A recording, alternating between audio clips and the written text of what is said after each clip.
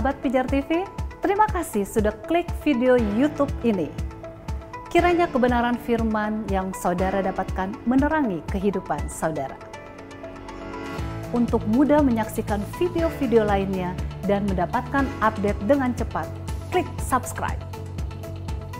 Jangan lupa, berkat Tuhan jangan disimpan sendiri.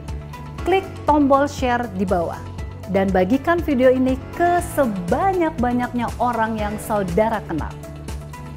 Salam terang bagi Indonesia.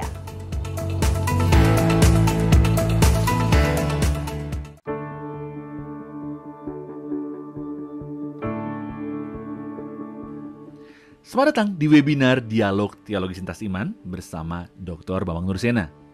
Dalam webinar ini, kita akan membahas berbagai hal mengenai kekristenan dan bagaimana kita sebagai orang percaya dapat mempertanggungjawabkan iman kita. Berikut adalah cuplikan-cuplikan video dari pertanyaan-pertanyaan yang diajukan oleh para peserta webinar yang dilakukan setiap 2 minggu sekali pada hari Kamis jam 7 malam. Bagi Anda yang ingin mendaftar, Anda bisa klik link bit.ly/dialog lintas iman atau Anda bisa klik link yang terdapat pada caption di bawah ini. Jangan lupa untuk klik dan subscribe YouTube channel Pijar TV. Dari Pak Niko. Adakah di antara sekte-sekte Yahudi yang mengakui Yesus Kristus adalah Mesias yang mereka tunggu-tunggu, Bah? Ya, sebetulnya gini ya, harus terlihat sejarah lagi ini. Kita mendasarkan diri pada catatan sejarawan Josephus. Flavius Josephus itu seorang Yahudi yang namanya Yosef. Kemudian dia pernah bergabung dengan Roma untuk melawan bangsanya sendiri. Tapi kemudian setelah dia menyaksikan kehancuran bangsanya, Josephus itu kemudian tobatlah. Dia merasa bersalah, tapi ya sudah terlanjur apa yang bisa dia buat. Kemudian dia membayar rasa menyesalnya itu dengan dia mengabadikan sejarah bangsanya dalam buku yang berjudul Sejarah Kuno Bangsa Yahudi, satunya Perang Yahudi. Di buku yang cukup tebal inilah kita bisa mengetahui bagaimana pergerakan aliran-aliran Yahudi pada masa itu. Josephus menyebut ada 3 aliran pemikiran. Yang pertama orang Saduki, kedua Eseni, ketiga Farisi. Tetapi di dalam buku itu Josephus juga menyebut orang-orang Kristen. Nah, orang-orang Kristen belum dikatakan menjadi satu sekte yang besar karena dia masih baru muncul, apalagi dalam tahap penganiayaan kan waktu itu ya. Kemudian orang yang disebut Kristen sampai hari ini masih ada. Lalu di Josephus itulah kita bisa mengenal tokoh-tokoh sejarah dalam Alkitab, misalnya kematian Yohanes Pembaptis. Itu disebutkan dalam karya Josephus. Lalu juga penyalipan Yesus itu disebutkan dalam karya Josephus. Sekalipun ada beberapa bagian yang itu mungkin adalah merupakan pengkalimatan yang terlalu diragukan oleh beberapa sejarawan modern, tetapi pokok-pokok pemikiran dia tentang eksistensi Yesus dan kemudian penyalipannya itu tidak ada sejarah manapun yang meragukan itu. Tapi yang diragukan itu mungkin adalah pengkalimatan oleh orang Kristen kemudian, karena kan biasa waktu itu mengutip karya sejarah yang sebelumnya itu kan kadang-kadang tidak bisa dibedakan antara parafrase orang yang mengutip dengan kutipannya, karena waktu itu belum ada studi kritik teks, itu kan belum ada waktu itu ya. Nah, di dalam bab itu ada tentang Yesus, itu bab ke-18 dalam buku Sejarah Kuno Bangsa Yahudi. Lalu bab ke-20 dia menceritakan tentang kematian Yakobus, saudara Yesus yang disebut Kristus. Nah, ini menarik karena di situ disebut eksistensi seorang Kristen Yahudi, yaitu saudara Kristus namanya Yakobus, yang dia memiliki pendukung di Yerusalem. Jadi itulah eksistensi orang Yahudi yang percaya Kristus, yang dipimpin oleh Yakobus, saudara Kristus, itu menurut catatan Yosefus. Kemudian yang kedua kita bisa mengutip dari catatan Epifanius dari Salamis. Nah, Epifanius itu menjelaskan begini. Pada saat perang Yahudi yang pertama, orang-orang Kristen itu kan terbagi menjadi dua ya. Orang-orang Kristen yang berasal dari Israel, artinya orang Yahudi, Kristen Yahudi. Yang kedua adalah orang-orang Kristen yang berasal dari non-Yahudi, pusatnya di Antioquia. Orang-orang Kristen Yahudi itulah yang disebut orang-orang Kristen di Yerusalem yang dipimpin oleh Rasul Yakobus. Kemudian pada saat perang Yahudi, tampaknya antara orang Kristen Yahudi dengan orang Yahudi yang lain itu masih bergabung bersama-sama. Tetapi peristiwanya menjadi berubah. Jadi pada saat Yesus mati dan naik ke surga tahun 33, kemudian kepemimpinan gereja di Yerusalem di bawah pimpinan Yakobus saudara Kristus, kemudian setelah itu Yakobus mati pada tahun 62 Masehi, itu eksistensi orang-orang Yahudi Kristen masih ada di Yerusalem. Dan kematian Yakobus saudara Kristus yang tidak dicatat dalam Alkitab, ya karena waktu Kisah Rasul ditulis Yakobus belum mati. Ya toh? Kemudian itu justru dicatat oleh Yosefus. Nah, itu dicatatnya kenapa? Ini kira-kira singkatnya begini. Jadi Yakobus itu membela kepentingan orang-orang miskin. Nah, orang-orang miskin itu siapa? Salah satunya adalah orang-orang Farisi. Mengapa orang-orang Farisi itu digolongkan dengan jemaat yang miskin? Karena yang namanya Amha-Aret, kebanyakan penduduk kelas menengah ke bawah itu kan agamanya mengikuti sekte Farisi. Nah, orang-orang ini selalu menjadi korban penindasan dari institusi imam besar yang menguasai Bait Allah. Nah, pada saat Yesus sampai di zamannya Yakobus itu, imam besar kan selalu dari kelompok Saduki. Kemudian pada zaman Yakobus, kelompok Saduki yang menjadi imam besar namanya Hanan bin Hanan atau Ananus, putra Ananus. Kemudian dia melihat kemungkinan dia tafsir sejarahnya, melihat pembelaan Yakobus atas orang-orang Farisi musuhnya dia tadi, membela dari apa? Dari kemiskinan ekonomi akibat hegemoni ekonomi oleh orang Saduki atas orang Farisi. Maka kemudian banyaklah orang-orang Farisi yang menjadi Kristen, kan itu kan disebutkan dalam Kisah Para Rasul. Banyak orang-orang Farisi yang sudah menjadi percaya, misalnya itu dalam Kisah Rasul pasal 15. Kenapa orang Farisi banyak yang menjadi percaya? Karena Yakobus mendampingi mereka dalam perjuangan mereka melawan hegemoni orang Saduki ini. Sampai kemudian jengkelah orang Saduki ini, yaitu imam besar saat itu. Sidang Mahkamah Sanhedrin itu layaknya untuk memutuskan hukuman mati. Itu harus sepengetahuan prokurator Roma yang saat itu. Itu selalu aturannya begitu. Kalau menyangkut hukuman mati, Sanhedrin harus meminta pertimbangan kehadiran prokurator Roma. Pada saat prokurator Roma waktu itu ganti-ganti dari Pontius Pilatus tadi, sedang pergi ke Alexandria, namanya Albinus. Sedang pergi ke Alexandria, di tengah-tengah tidak hadirnya Albinus itulah imam besar itu memutuskan hukuman mati atas Yakobus. Kemudian Yakobus dilempari batu karena apa? Tuduhan penodaan agama. Padahal yang menuduh itu hanya sekelompok orang-orang Saduki.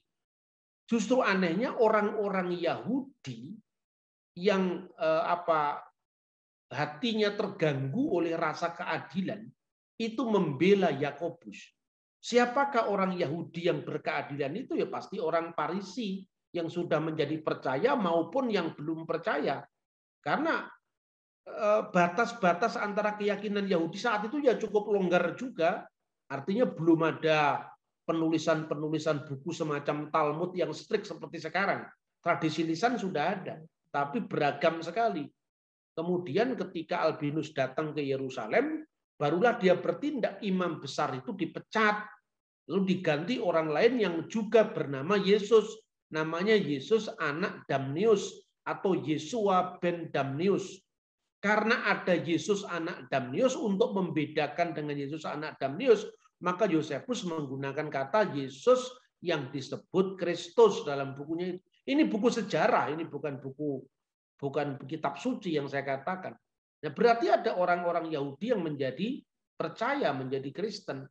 Dan kedua kelompok ini berdampingan, orang-orang Yahudi yang menjadi percaya di pusatnya di Yerusalem, orang-orang bukan Yahudi yang juga percaya Kristus pusatnya di Antioquia.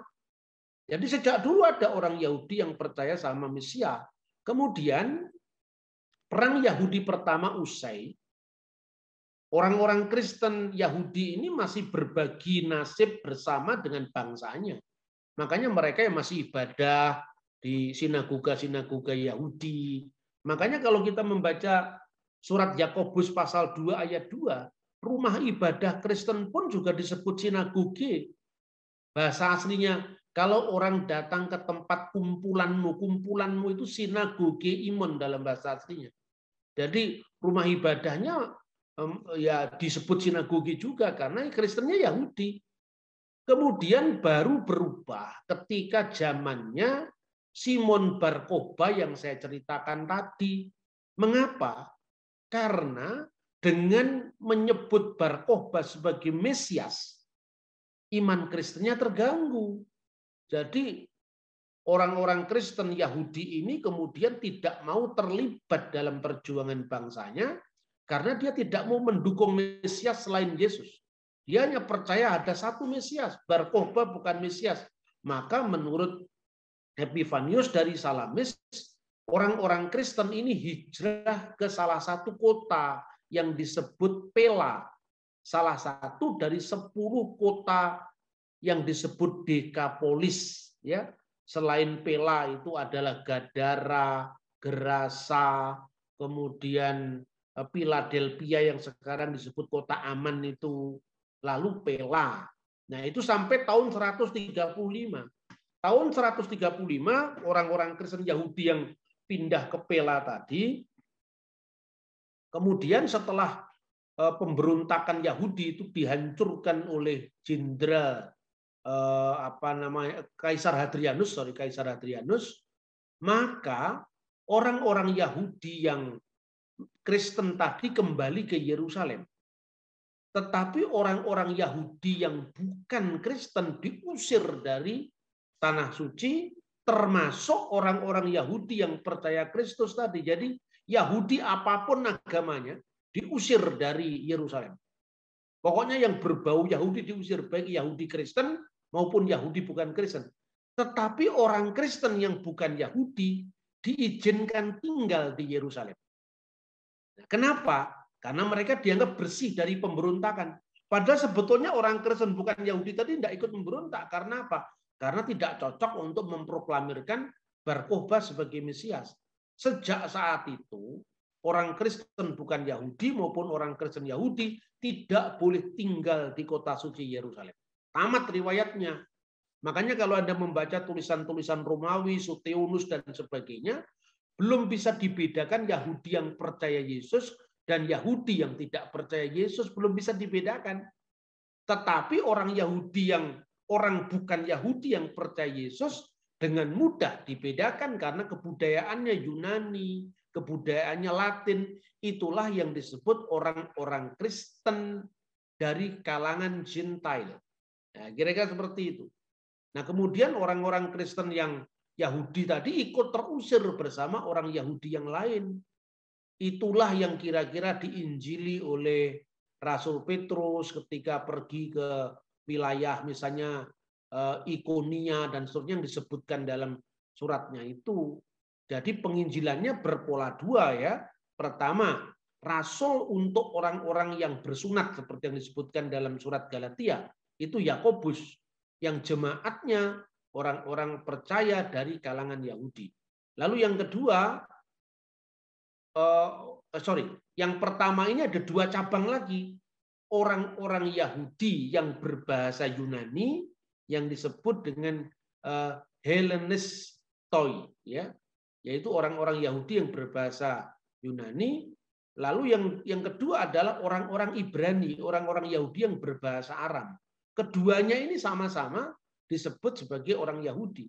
Itu disebutkan dalam Kisah Rasul pasal 6 ayat 1 misalnya. Orang-orang Yahudi yang berbahasa Yunani dan orang-orang Ibrani. Yang disebut orang-orang Ibrani itu adalah orang-orang Yahudi yang berbahasa Aram, yang orang Kristen. Kemudian yang kedua itu adalah orang-orang Kristen dari kalangan bukan Yahudi. Nah, inilah sejarahnya kenapa kemudian kekristenan Yahudi itu punah bersama dengan saudara-saudara Yahudi mereka yang lain, sampai kemudian orang Yahudi yang bukan percaya Yesus ini mengembangkan diri melalui tadi yang saya sampaikan tadi, mulai dari zaman Amoraim sampai zaman Geunim sampai zaman abad pertengahan. Sementara orang-orang Yahudi yang beragama Kristen itu tidak sekuat orang-orang Yahudi yang tidak beragama Kristen. Sehingga jemaat Yahudi yang beragama Kristen itu lambat laun hilang, bergabung dengan jemaat jemaat Kristen yang bukan Yahudi. Itulah sebabnya di gereja kuno ada sebutan, aku percaya kepada satu gereja yang kudus, yang yang rasuli.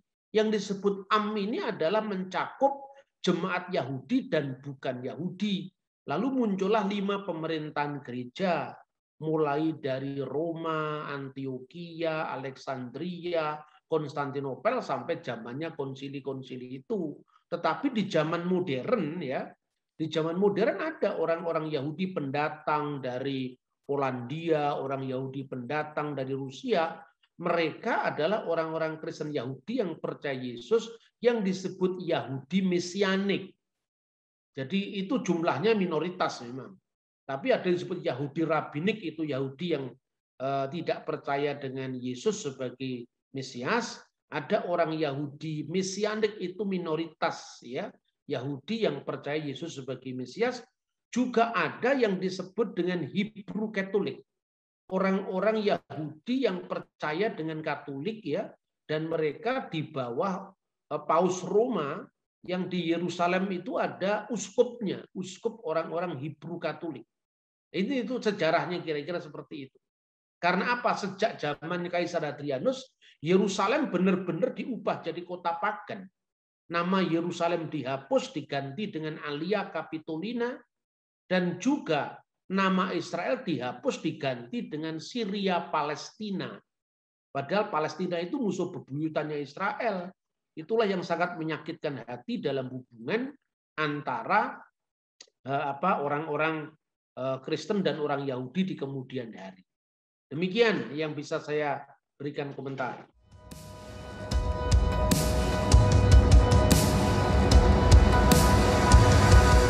Terima kasih Anda sudah menyaksikan cuplikan dialog teologis lintas iman bersama Dr. Bambang Nursena. Jangan lupa segera daftarkan diri Anda dengan klik link bit.ly/dialog lintas iman, atau Anda bisa klik pada link yang ada di caption saat ini juga. So, informasi selengkapnya ada pada image di akhir video ini.